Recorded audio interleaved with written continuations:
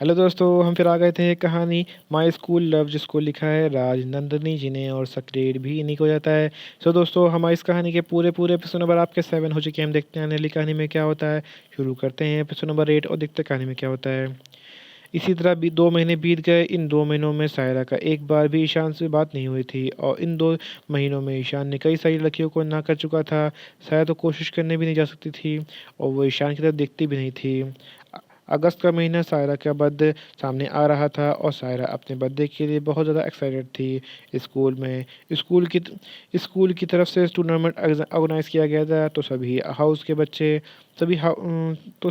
के बच्चों को जो इंटरेस्टेड थे वो पार्टिसिपेट ले सकते थे। स्कूल के बच्चे 4 हाउस में बटे हुए थे। रमन, नेहरू, टैगोर, आज़ाद हाउस। रमन हाउस का कैप्टन ईशान था। नेहरू हाउस का कैप्टन सनाया था।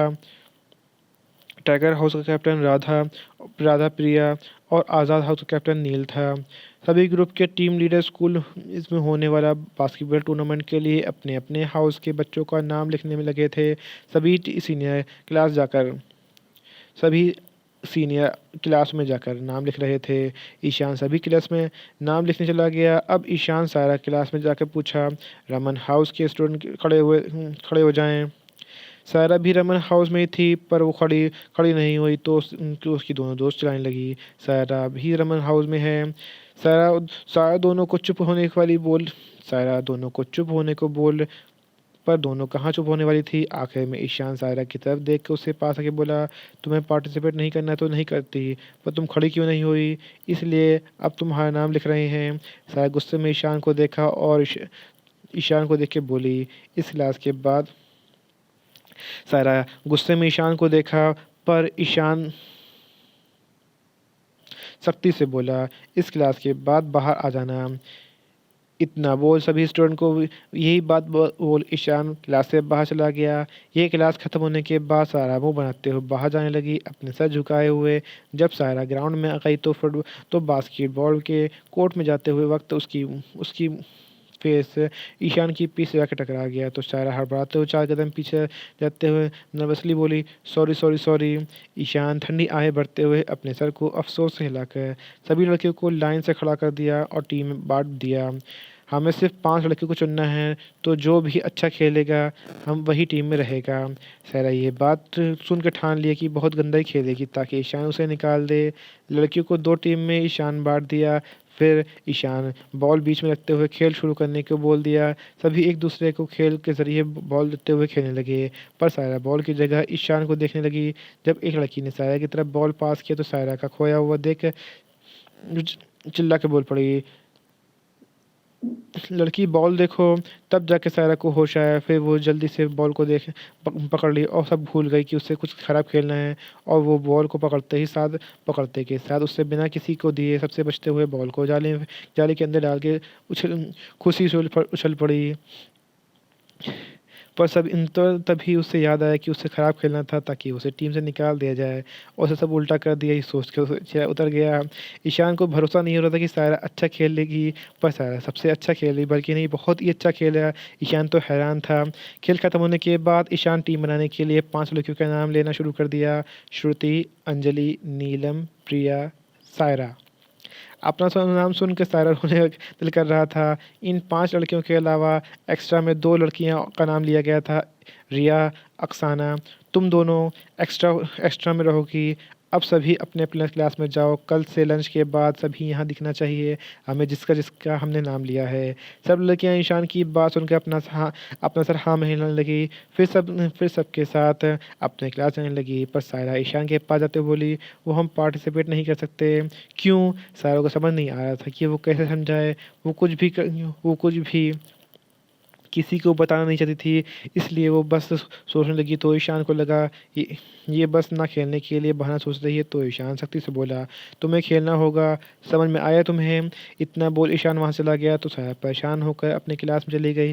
फिर कुछ वक्त के बाद स्कूल की छुट्टी हो गई। घर पहुँचने के बाद सारा ने अपने पेरेंट्स को कुछ भी नहीं बताया कि वो फुटबॉल टूर्नामेंट में पार्टिसिपेट है या नहीं। घर की अलग ही तमाशा शुरू हो जाता है। सारा की ये हरगिज़ नहीं चाहती थी वरना तमाशा 100% शुरू हो जाता। सायरा अपने कमरे में जाके अपने फ्रेश होकर अपनी डायरी देखने लगी। उसके बाद अपने अपने आप को फ्रेश करने के बाद अपने सर को कंघी करने लगी। उसका एक बाल फँस उसकी कंघी में एक बाल फँसा था, ये देख के उसकी आँखों में आँसू भर आए। उसने अपनी आँखों से सारे आँसू पोंछे और होठों में मुस्कान सजा कर चली गई अपनी माँ के पास और उनसे बात करने लगी। रात का वक़्त हो चुका था, करण ऑफ़िस से आकर चेंज करके डाइनिंग टेबल पर बैठ गए थे। सभी खाना खा रहे थे। खाना खाने के बाद जब कार्तिक सोने चला गया तो करण सायरा को रोक बुलाया और सायरा यहाँ आओ। सायरा अपने पापा के पास जाके बढ़ गई। करण अपनी बेटी को सीने लगा बोला, बेटा तुम्हारे बर्थडे के अगले दिन ही तुम्हारा दूसरा सेशन है, तुम तैयार हो ना? तुम्हें डर तो नहीं लग रहा है ना? सारा को तो रोना आ रहा था पर अपने चेहरे पर मुस्कुरा के बोली, नहीं पापा, हमें कोई डर नहीं है। हम तो बस हम तो आपकी बहादुर बच्ची हैं। हम हमेशा ही तैयार रहते हैं। करण मुस्कुराते उसके माथे को चूम चूम लिया। फिर सायरा अपने कमरे का दरवाज़ा बंद कर रोने लगी। हॉल में सोनिया अपने पति के गले लग के रोते हुए जा रही थी। करण भी अपने आंसू रोक नहीं पा रहा था। जैसे जैसे वक्त सामने आने लगा था वैसे वैसे ही डर बढ़ता जा रहा था। रोते रोते सायरा की खांसी आने लगी। खांसते खांसते उसके मुंह से खून बहने लगा। वो वॉशरूम में जाकर अपने मुंह से खुद को साफ करने कर अपने कमरे में बिस्तर पर लेट के कोशिश करने लगी सोने की। सुबह उठते ही उसे अपने शरीर गर्म सा लगा। वो किसी न कुछ ना करके बस नाश्ता करके दवा लेकर स्कूल जाने की निकल गई। हमेशा की तरह ईशान पहले ही जा चुका था। बस स्टॉप पर जब ईशान की नज़र सायरा पर गई तो ईशान को सायरा बीमार सी लग रही थी। वो उससे पूछना चाहता था पर तब तक बस आ गई थी। फिर दोनों बस जाके बैठ गए। कुछ वक्त के बाद स्कूल आ गया। तबीयत ठीक न होने की वजह से सायरा असेंबली में खड़ी ना होकर क्लास में बैठने चली गई। सभी असेंबली ख़त्म होकर क्लास में आ गए। 4 क्लास ख़त्म होने के बाद लंच हो गया। लंच होने के बाद तक सायरा तबीयत उसे ठीक होने लगी थी। दवा खाने की वजह से तो फिर से पहले जैसा ही करने लगी थी। लंच करने के बाद वो हमेशा की तरह बिना देखे चल रही थी कि तभी वो फिसलने की हुई तो पर ईशान उसे पकड़ लिया। पर सायरा को फिसलने से बचाते हुए ईशान का पैर खुद फिसल गया और ईशान सायरा को लेता हुआ नीचे गिर गया। सभी अनजाने में एक दूसरे के होठ मिल गए। सायरा हड़बड़ाते जल्दी से ईशान से दूर होकर अपने होठ पे हाथ रखते हुए भागते हुए जाने लगी। रिद्धि ये देख के गुस्सा हो गई। ईशान का मजाक उड़ाते हुए साथ स्कूल की सारी लड़कियां ये देख सायरा के जलन महसूस कर रही थी। सायरा को जाते देख रिद्धि भी गुस्से में जल्दी से क्लास से जाते हुए सायरा का हाथ पकड़ के उसे खुद की तरफ पलटते एक थप्पड़ मार दिया। पूरी क्लास रिद्धि सायरा को देखने लगी। सायरा को समझ नहीं आ रहा था रिद्धि उससे मार क्यों रही है। वो कुछ पूछती उससे पहले रिद्धि ने बोल पड़ी, तूने कहा था कि तू ईशान को पसंद नहीं करती तो फिर आज तू इतना बोल। रिद्धि चुप होकर अपनी सीट में जाके बैठ गई। पर ही सोनम जो को पहले ही रिद्धि को ज़्यादा पसंद नहीं थी, अब जब उसकी दोस्त को ही मार दिया तो दोनों ही उससे लड़ने जाने लगी। तो सायरा उसे दोनों को रोक लिया और दोनों को शांत रहने के बोल ग्राउंड चली गई। अनजाने में हुए किसके बाद सायरा और ईशान दोनों ही एक दूसरे की नज़रें नहीं मिला पा रहे थे। खेल शुरू हो गया। सायरा को कोई भी हॉल में इस टीम से निकलना था तो बहुत ही गंदा खेलने लगी, जिस कारण सभी टीम मेंबर उस पर चिल्लाने लगे। ईशान को बहुत अच्छे से पता था सायरा ये सब जानबूझ के कर रही है, इसलिए वो भी सभी के खेलने के बोल सायरा को बुलाया कि इसके बाद सायरा उसकी तरफ देख नहीं पा रही थी तो ईशान सायरा का हाथ पकड़ के उसके स्कूल के पीछे वाले एरिया में ले जाकर दीवार से सटा दिया। उसके चेहरे को थोड़ी ऊपर के उसकी आंखों में देखते हुए बोला, तुम क्यों टीम से निकलने के लिए ऐसे हरकतें कर रही हो? तुम बहुत अच्छा खेलती हो सायरा, फिर क्यों अपने टैलेंट को ऐसे बर्बाद कर रही हो?